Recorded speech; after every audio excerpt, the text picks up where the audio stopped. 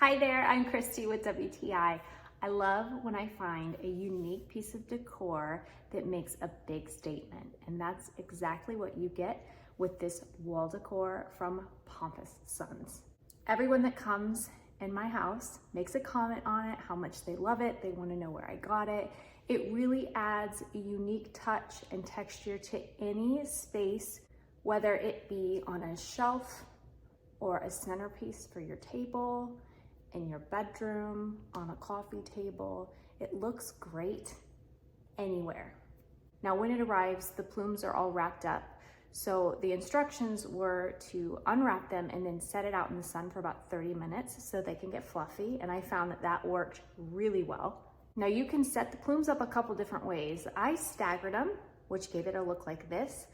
But now I have them to where the brown longer plumes are in the back and the white ones are in the front. So you can kind of customize it.